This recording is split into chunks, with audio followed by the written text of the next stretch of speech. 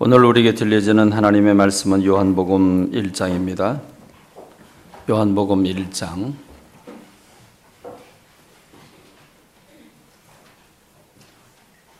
요한복음 1장 9절로 13절의 말씀, 9절로 13절의 말씀 우리 다 같이 한 음성으로 함께 봉독하겠습니다.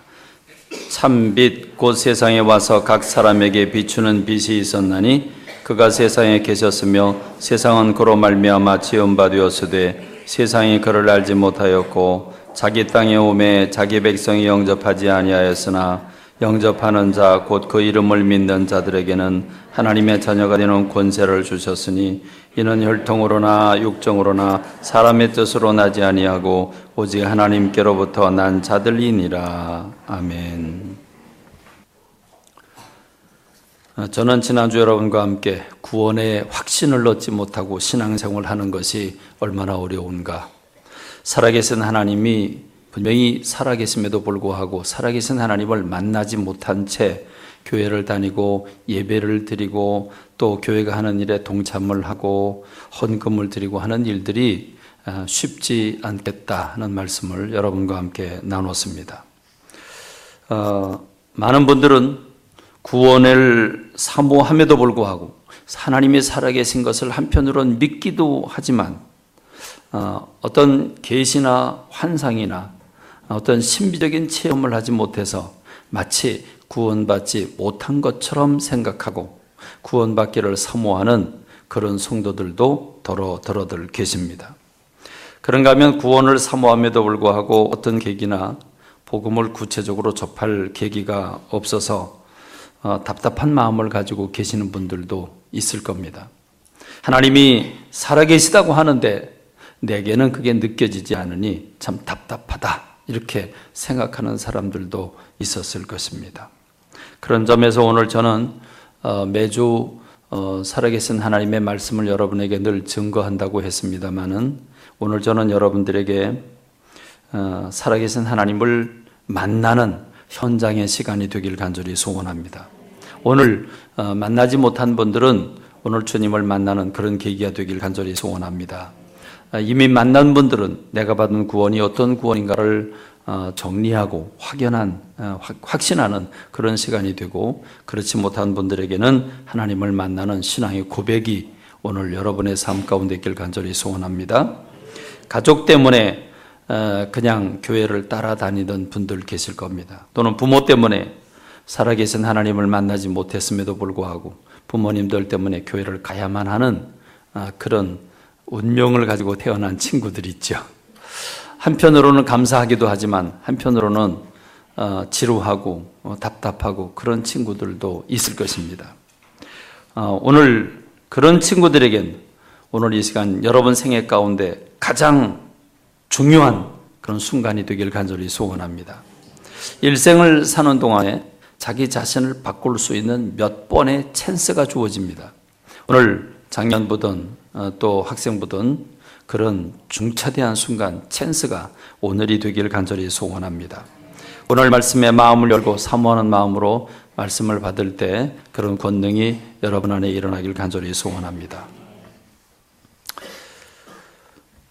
저는 오늘 여러분과 함께 사형리라고 하는 전도 책자를 여러분에게 소개할 건데 단순히 그 내용을 소개하는 게 아니라 그 구원의 비밀을 사형리를 통해서 여러분들에게 나눌 것입니다. 여러분 그 한마디 한마디가 여러분에게 살아 움직이는 하나님의 말씀이 되길 간절히 소원합니다. 특별히 우리 학생들은 말씀에 집중을 하는데 제가 3층에 가서 앉아서 내려오라고 했습니다. 내려와라. 3층에 앉아서 앉는 것보다는 앞자리에 오는 게 훨씬 좋지 않겠는가 순종하고 다 나왔습니다. 특별히 학생들은 오늘 저에게서 눈을 떼지 마십시오. 저를 쳐다보십시오. 저를 쳐다보고 눈을 떼지 말고 부모님 때문에 나온 게 아니라 오늘은 살아계신 하나님을 만나겠다고 하는 그런 열정을 가지고 오늘 말씀을 받는, 그래서 구원의 역사가 일어나는 그런 은혜가 되길 바랍니다. 할렐루야. 인생을 살아가는 모든 것에는 원리가 있습니다. 이치가 있게 마련입니다. 자연계를 보면 봄, 여름, 가을, 겨울이라고 하는 법칙이 있습니다. 이 네 계절의 법칙이 있는데 우리는 지금 그 법칙에 따라서 어김없는 가을 한복판에 들어와 살고 있습니다. 자, 설악산에는 이미 단풍이 들기 시작을 했습니다.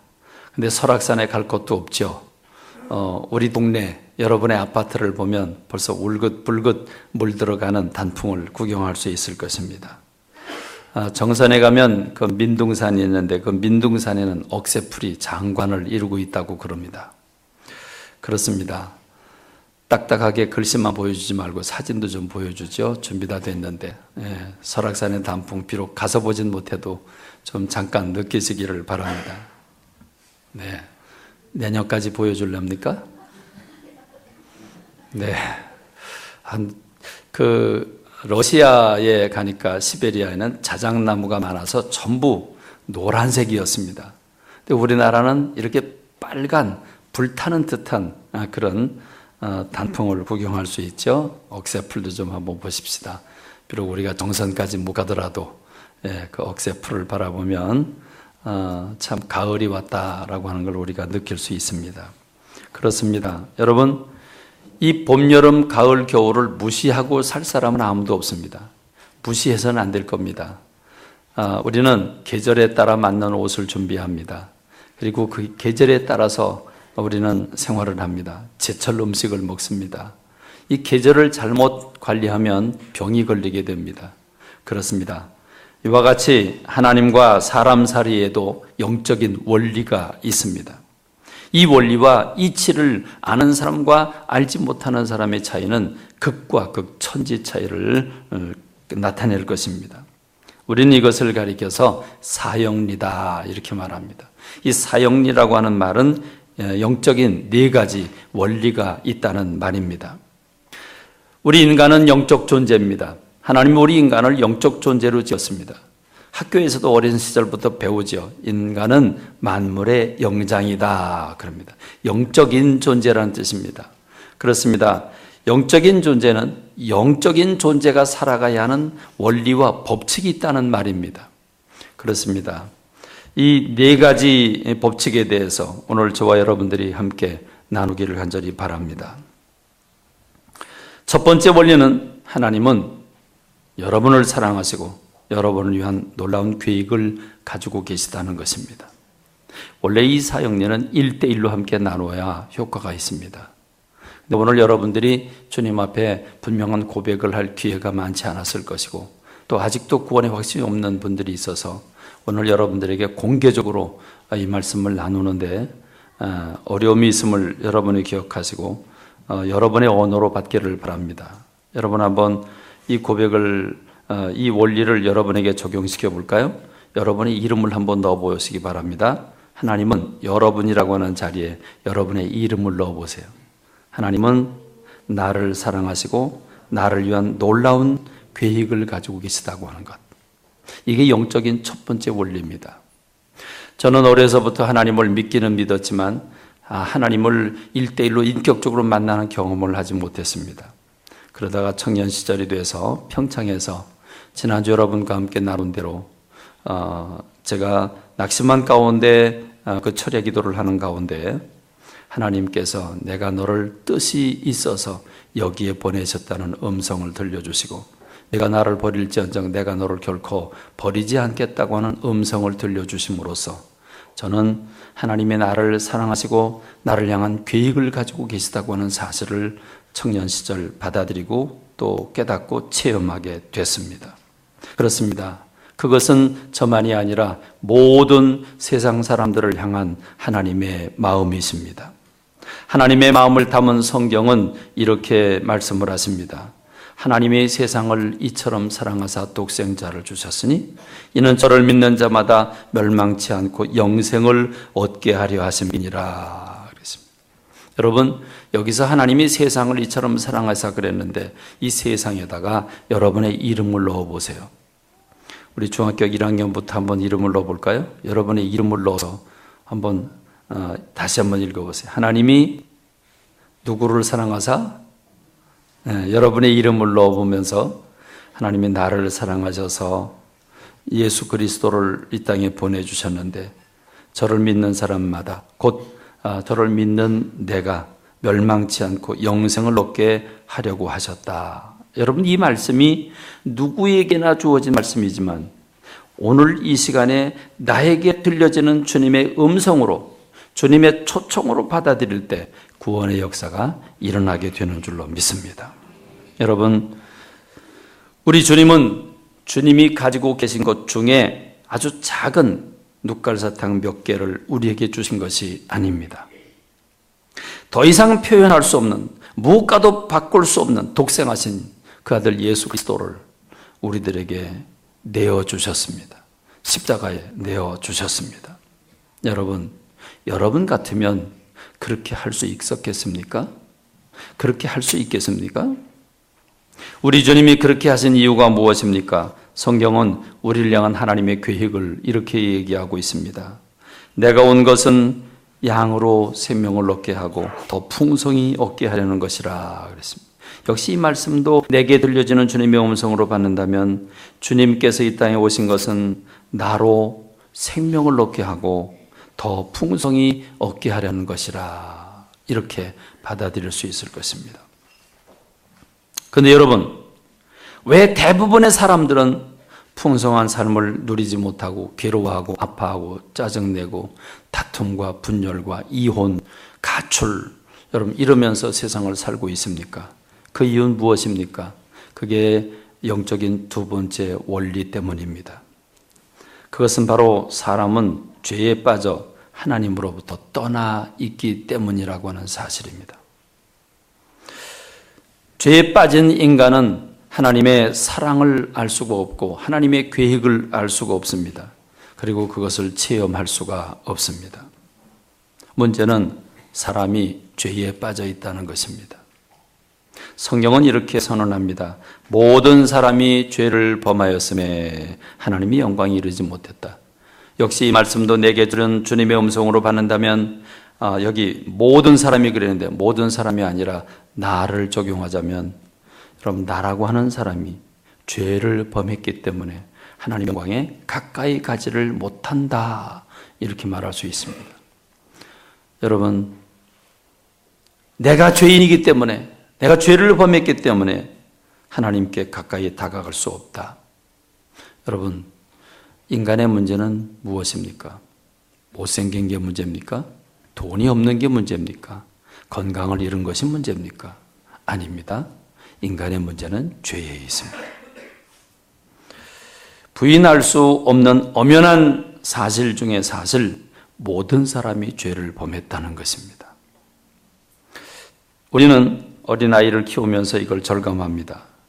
여러분, 갓난아이 때, 아무것도 알지 못할 때, 세상에 지식도 없고 아무것도 없을 때, 여러분 그 갓난아기들은 어쩌면 자기를 이뻐하는 사람의 마음을 그렇게 잘 알죠? 사랑이 있는 사람과 사랑이 없는 사람, 자기를 향해 관심이 있는 사람과 없는 사람을 기가 막히게 합니다. 그리고 그런 사람에게 마음을 오픈합니다.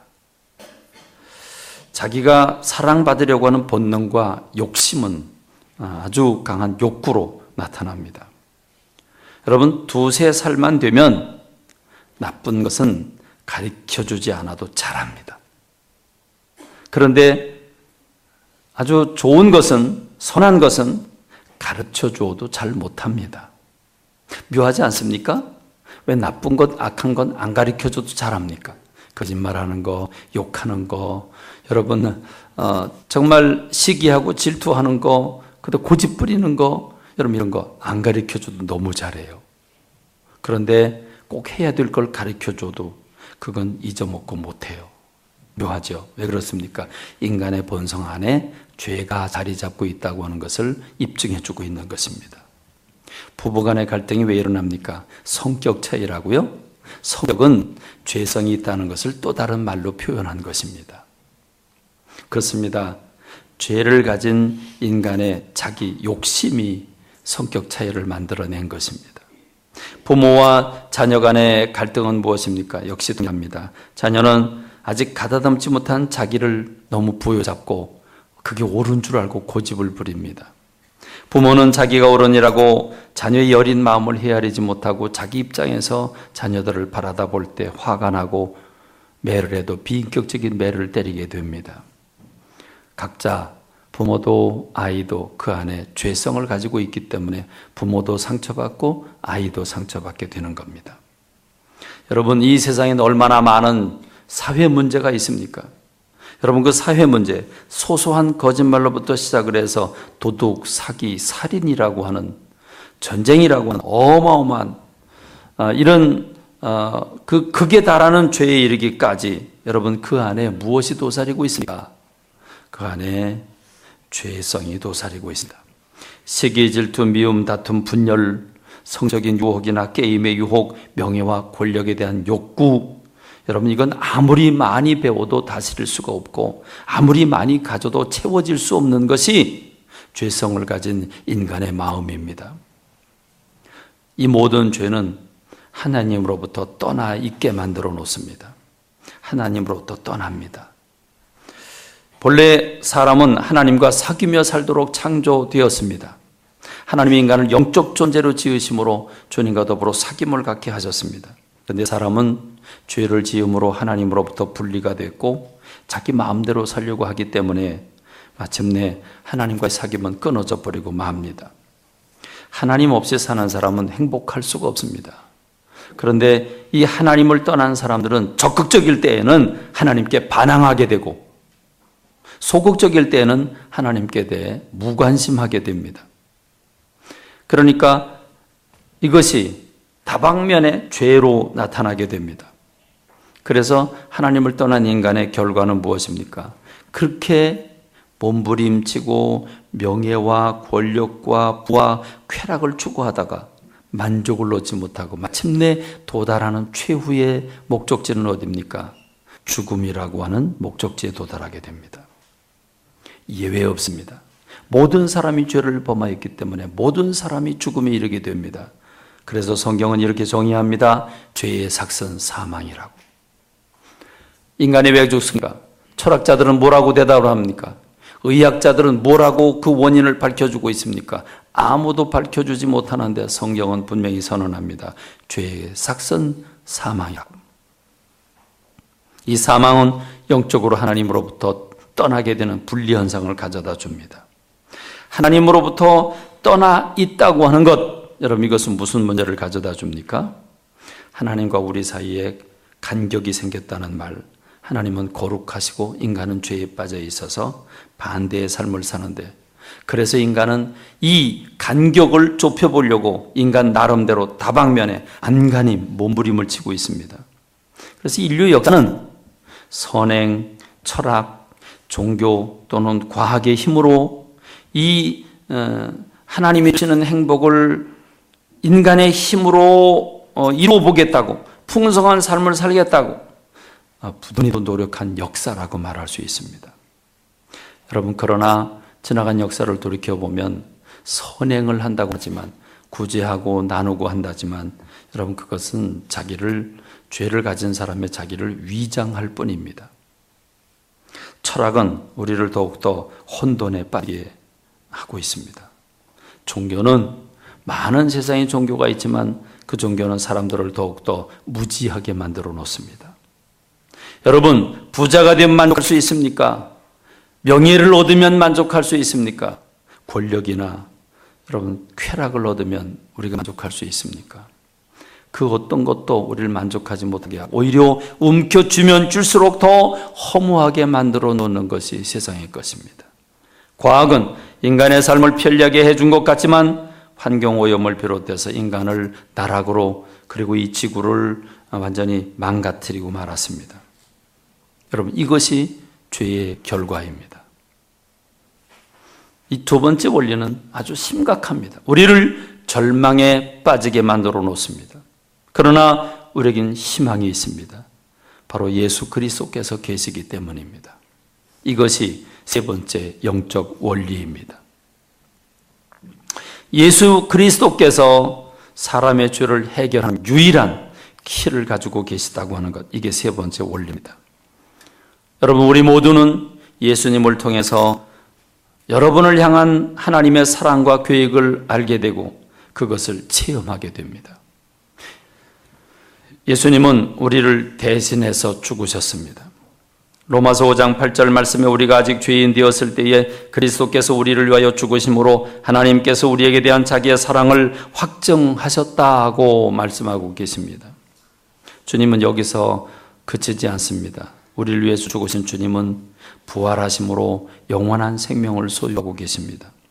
그리스도께서 우리 죄를 위하여 죽으시고 장사 지낸 바 되었다가 성경대로 사흘 만에 다시 살아나사 게바에게 보이시고 후에 12 제자에게와 그 후에 500의 형제에게 일시에 보이셨다고 말하고 있습니다. 그렇습니다. 예수 그리스도는 하나님께 이르게 하는 유일한 길입니다. 예수님은 나는 곧 길이요 진리요 생명이라고 했습니다. 이 세상에 태어난 사람들 가운데 어떤 사람이 내가 길이고 내가 진리고 내가 생명이라고 외친 사람이 세상에 누가 있습니까? 하나님은 그의 아들이신 예수 그리스도를 이 세상에 보내셔서 우리를 대신해서 십자가에 죽게 하심으로 우리의 죄값을 담당하게 하셨고 하나님과 우리 사이를 다리를 놓아 연결시켜 주셨습니다. 여러분, 우리 한번 차분하게 생각해 보십시다. 우리 학생들, 나에게서 눈을 떨기지 말라 그랬죠? 여러분 한번 차분하게 생각해 봅시다. 지금까지 태어난 인류 가운데, 인간의 역사 가운데 어떤 사람이 우리를 구원할 수 있었습니까? 여러분, 훌륭한 정치인이라면 그 정치력을 가지고 사람을 죄악에 해서 구원할 수 있을 것 같습니까? 여러분, 깊은 생각을 가지고 있는 지혜로운 철학자라면 세상을 구원할 수 있을까요? 돈 많은 기업인이라면 그가 돈으로 사람을 죄로부터 구원할 수 있을까요?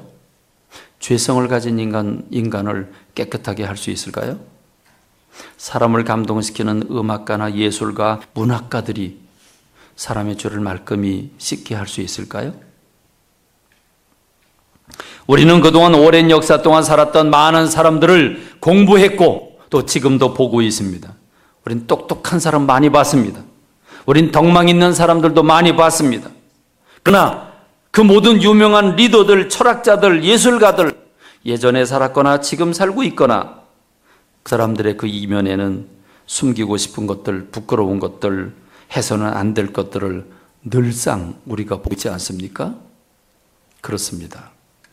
죄인들을 잡아들여야 되는 검사 또는 총지휘를 맡고 있는 검사장, 그들이 죄를 범하고 있습니다. 전쟁터에서 적들과 싸울 군인들, 그 군인들의 대장이라고 할 수 있는 별을 단 사단장이 죄를 범하고 육군 대장이 술 취해서 흐느적거리는 모습을 우리가 보고 있지 않습니까? 여러분, 어떤 사람이 이 땅에서 아름다운 사람, 완전한 사람이 있겠습니까? 목사님들이면 예외가 될까요? 오래 믿고 본을 보인 장로님들이라면 완전할까요? 여러분, 죄송합니다마는 없습니다.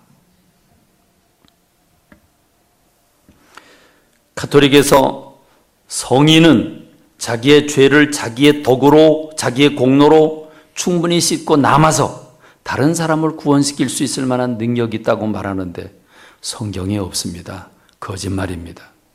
어떤 성인도 뒷면에는 그림자가 있기 마련입니다. 사람은 어디를 가든지 그림자가 있습니다. 앞에는 환한 햇빛을 받으면 빛나지만 뒤에는 그림자가 있다는 사실을 기억해야 합니다. 인간에겐 죄가 있기 때문에 누구에게도 누구를 구원할 수도 없고 자기를 구원할 수도 없습니다. 그래서 성경은 사도행전 4장 12절에 다른 이로서는 구원을 받을 수 없나니 천하 사람 중에 구원을 받을 만한 다른 이름을 우리에게 주신 일이 없음이라 했습니다. 할렐루야! 여러분 지금 오늘 여러분 아주 굉장히 중요한 비밀을 받고 계십니다.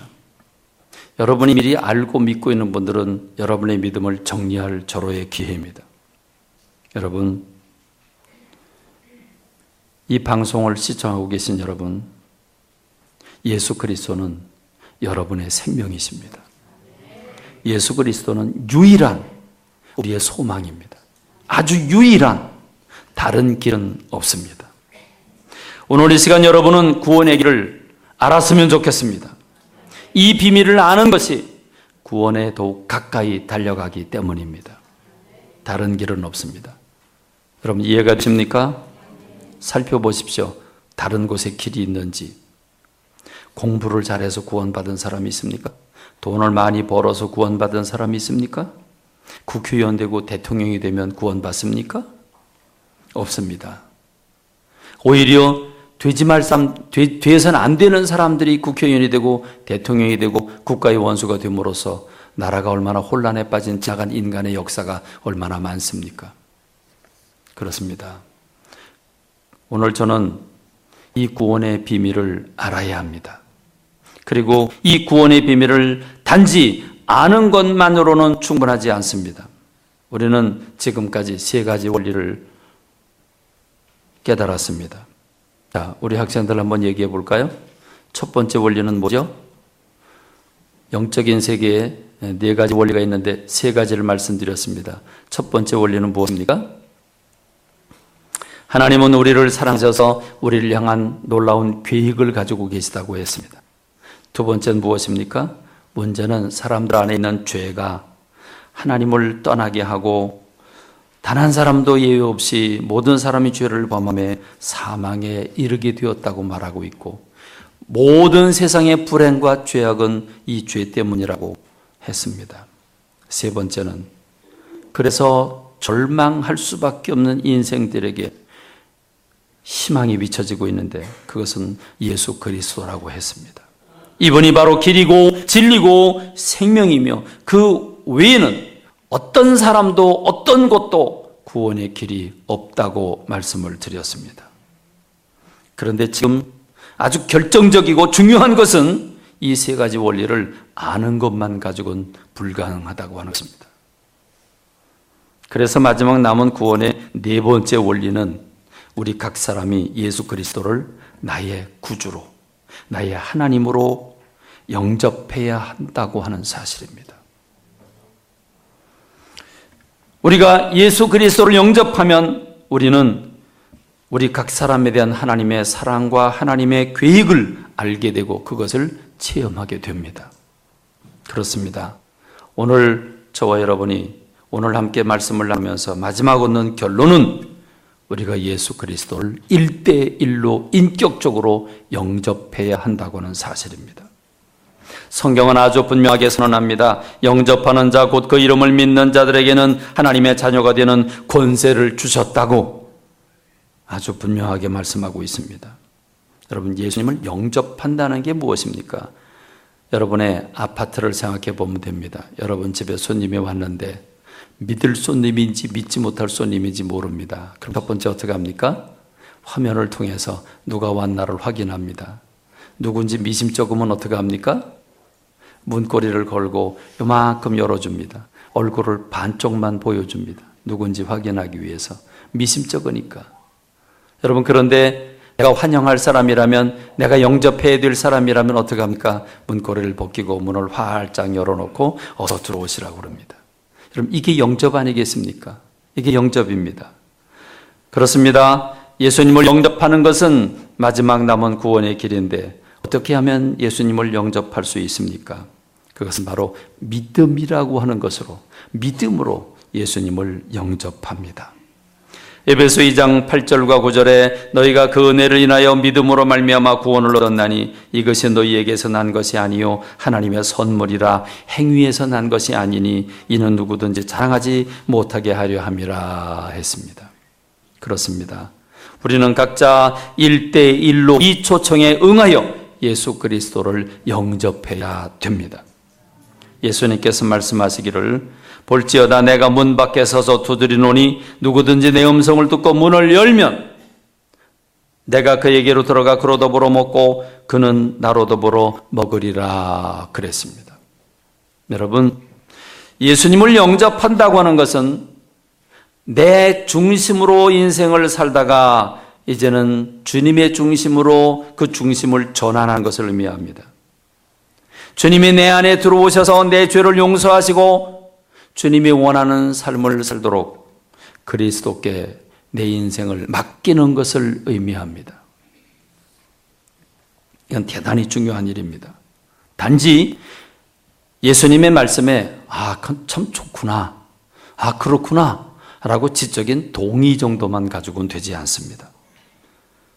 감정적인 기쁨의 감격만 가지고는 충분하지 않습니다.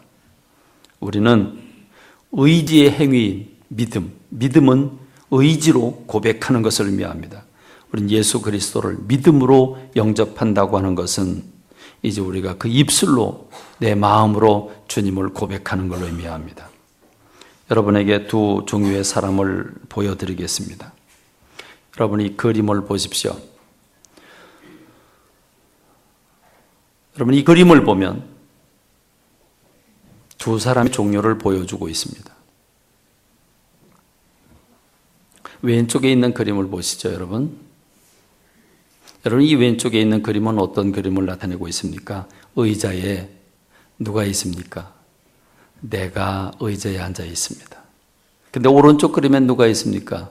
예수 그리스도께서 의자에 앉아 계십니다. 곧 마음의 왕좌에 내가 앉아 있는 사람이 있고 그 마음의 왕좌에 예수님을 모신 사람, 두 종류의 사람이 있다는 것입니다. 내가 왼쪽 그림인 내가 내 인생의 주인인 사람을 그려주고 있습니다. 내 인생의 왕좌에 내가 앉아 있어서 그리스도는 나와 상관없는 내 인생 바깥에 계십니다. 모든 일을 내가 주관하고 내가 결정하고 내가 계획하고 내가 시행합니다. 그러나 문제는 그 사람 속에 죄가 있어서 죄가 지배하는 인생의 주인이 되면 모든 것이 형통하지 못합니다. 좌절을 맛보고 혼란에 빠집니다. 잘하면 교만하고 거만하게 됩니다.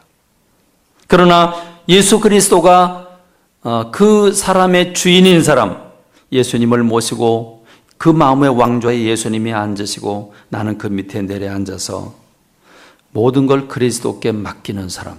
그래서 주님이 모든 계획을 주관하시고 그리고 주님이 도와주시기 때문에 그는 질서 있는 삶을 살게 됩니다. 여러분 그림을 보십시오. 내가 주인인 사람 왼쪽에 있는 그림을 보면 작고 큰 일들이 무질서하게 혼란스럽게 있습니다. 그러나 그리스도를 주인으로 모신 사람은 질서 있는 삶을 살게 된다는 것을 보여주고 있습니다. 자, 저는 이 그림을 여러분에게 보여드리면서 이제 여러분에게 질문하겠습니다. 여러분 우선 마음으로 답해 주시길 바랍니다. 어느 그림이 여러분의 삶을 나타내주고 있습니까? 우리 학생들 그림을 보세요. 여러분 한번 그림을 보고 여러분 어느 그림이 여러분의 인생을 잘 표현했다고 생각이 되십니까? 지금 여러분 진지하게 생각해야 합니다. 이 순간은 여러분이 여러분의 일생을 통해서 구원을 얻을 수 있는 결정적인 찬스일 것이기 때문입니다. 여러분이 이 사역년은 원래 1대1로 인격적으로 소개하고 인격적으로 1대1로 고백을 해야 합니다. 그러나 오늘 우리 모두에게 이 사역년을 공개하는 것은 여러분 오늘 여러분들이 이미 예수 그리스도를 영접했고 내가 죄인이며 그리스도께서 나를 위해 십자가를 지셨고 내 안에 주님이 내 인생의 주인이시라고 하는 걸 믿고 있음에도 불구하고 아직도 구원의 확신을 얻지 못한 사람들 때문입니다. 저는 오늘 이 시간에 여러분들에게 구원의 확신을 얻는 귀한 시간이 되길 간절히 소원합니다. 우리가 빠지고 있는, 우리가 착각하고 있는 미신적인 행위가 있습니다. 주님이 나를 사랑하시고 나를 향한 계획을 가지고 계시다면 제가 평창에서 경험한 것처럼 주님이 나를 사랑하신다고 하는 직접적인 메시지를 감미롭게 들려주거나 환상 중에 천사를 보거나 어떤 신비적인 경험이 있어야만 살아계신 주님을 만났다고 하는 미신적인 행위가 있습니다. 분명 주님은 환상 중에도 만나시고 생시에도 만나게 하시고 여러 가지 방법으로 역사하십니다. 그러나 여러분 그런 경험이 주님 살아계신 경험을 만난 절대적인 것은 아니라고 하는 것입니다. 오늘 우리가 깨달아야 합니다. 예수 그리스도를 영접하는 방법은 뭐라고 했죠? 무엇으로 예수님을 영접한다고 그랬죠? 믿음으로 영접한다고 했습니다. 믿음을 가진 사람이 의지로 입술로 고백하는 것을 의미한다는 말입니다. 그런 면에서 여러분, 내가 오른쪽 그림처럼 주님이 내 인생의 왕조에 앉으셔서 내가 주님의 뜻대로 순종함으로 모든 일이 형통하고 질서 있게 살면 좋겠지만, 그렇게 내가 순종하고 살지는 못할지라도 주님이 내 인생 밖에 계신 건 아니며 주님이 내 인생 왕좌에 앉아 계시며 내가 주님의 뜻대로 순종을 못할지라도 주님이 내 인생의 주인이시고 주님이 나를 위해서 죽으셨음을 확신하는 성도님들 계십니까? 그런 분들은 이 시간 죄송하지만 여러분의 믿음의 의사를 주님이 보시는 가운데 손을 들어 표해 주시길 바랍니다. 다시 설명해요. 주님이 내 인생에 오셔서 내 인생의 왕좌에 앉아 계셔서 주님 내 인생의 주인이신데 주님의 뜻대로 살아서 질서정연하게 사는 사람 손들으라 그러면 아무도 안 될 겁니다. 저부터 못 듭니다. 그러나 우리가 주님이 내 안에 오셔서 내 인생을 내가 주님의 뜻대로 다 순종은 못하셔도 그래도 우리가 부정할 수 없는 거, 주님은 내 죄를 위해 십자가에서 죽으셨고 나는 주님의 종이며 나는 주님의 것이며 주님은 내 인생의 주인이라고 하는 것, 그것만은 부정할 수 없습니다. 그건 맞습니다. 주님은 내 인생의 주인이십니다. 여러분, 이걸 고백하는 분 손들어 봐달라 이 말입니다. 그걸 고백하는 분 손들어 주십시오. 중요합니다. 여러분, 눈치 보고 손들지 마시고, 이게 부끄러운 거 아닙니다. 그러나 어떤 결정적인 경험이 없어도 지금 주님은 분명히 내 인생의 주인이십니다. 여러분의 의지로 그렇게 고백하시면 손을 들어 주십시오. 네, 조금만 더 들어 주십시오. 드셨죠? 네, 학생들 손 안 들어도 괜찮습니다. 네, 괜찮습니다. 네, 내려주세요. 자, 그러면 굉장히 중요한데 오늘 손 드신 분들 정말 감사합니다.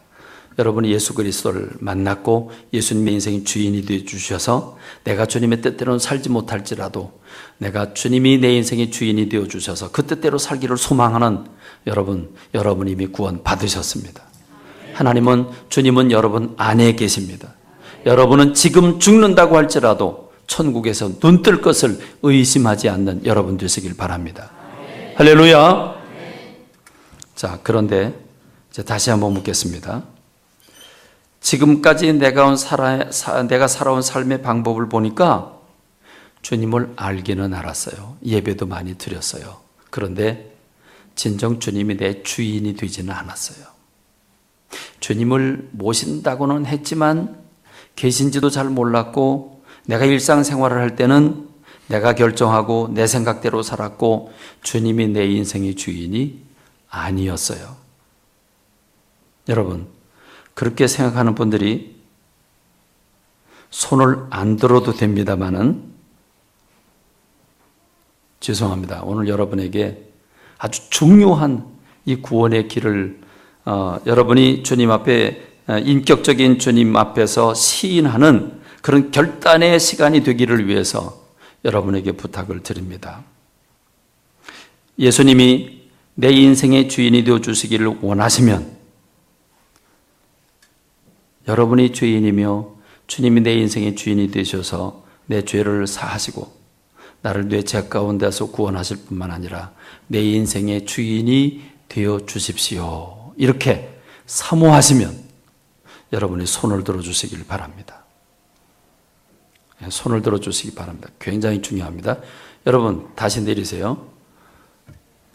주님이 내 인생의 주인이라고 한 사실을 고백했는데 왜 또 손을 듭니까? 그분들 말고 손을 들지 않은 분들 가운데 여러분이 자꾸 착각하는 게 뭐냐면, 내가 이미 주님을 내 인생의 주인으로 모셨어요. 그런데 자꾸 찔리고 캥기는 게 있어요. 주님 뜻대로 못 살거든. 주님 뜻대로 못 사니까 구원 못 받았다고 자꾸 생각을 해요. 주님이 나를 사랑하지 않는다고 생각을 해요. 여러분, 그거는 아닙니다. 여러분, 그건 여러분이 착각하고 있는 겁니다. 여러분, 여러분의 자식이 부모의 뜻대로 안 산다고 그래서 자식이 아니에요? 때로는 저건 내 자식이 아니지 싶을 때도 있어요. 그러나 그렇다고 내 자식이 아니에요? 아니에요, 내 자식이에요. 여러분 맞죠? 자식이 부모를 바라보면서 부모님 날 사랑 안 할 거야 그런다고 해서 부모님이 그를 버려요?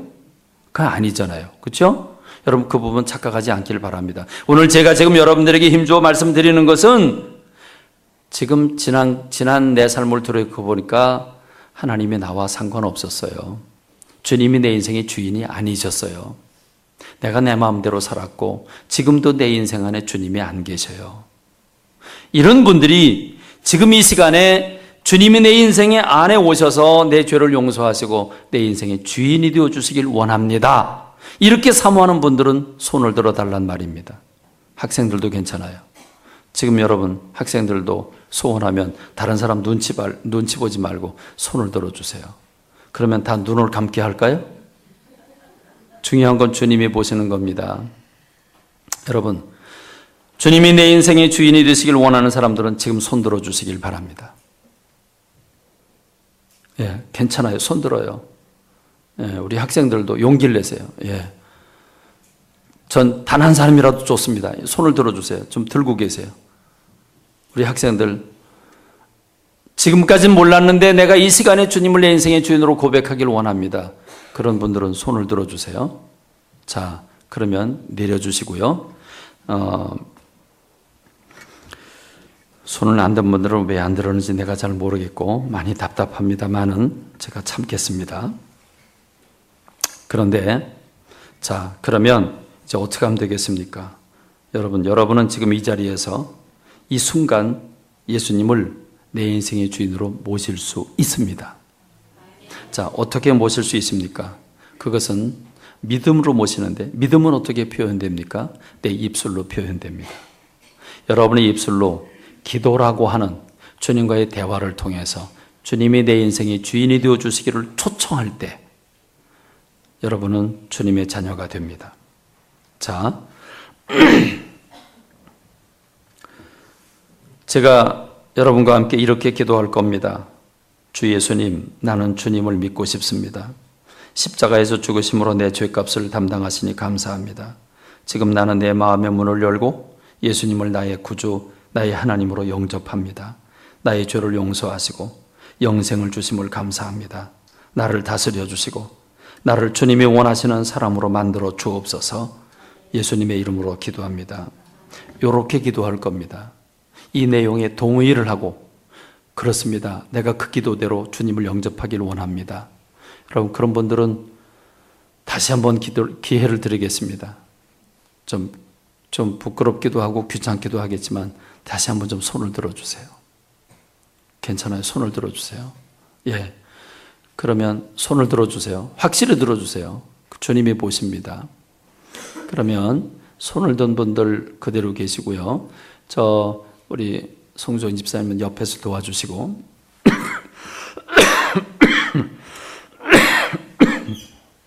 여러분 앞뒤에 있는 분들 있죠? 손분들 앞뒤에 있는 분들이 구원의 확신을 얻은 분들, 하나님의 자녀가 된 분들이 그분들을 도와주시길 바랍니다.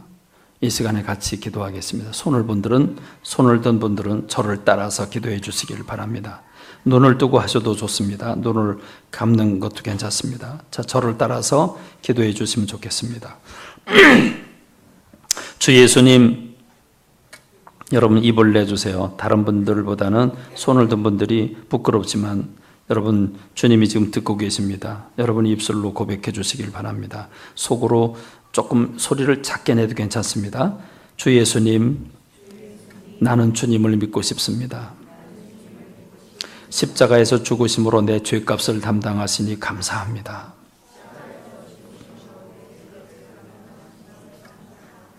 지금 나는 내 마음의 문을 열고 예수님을 나의 구주,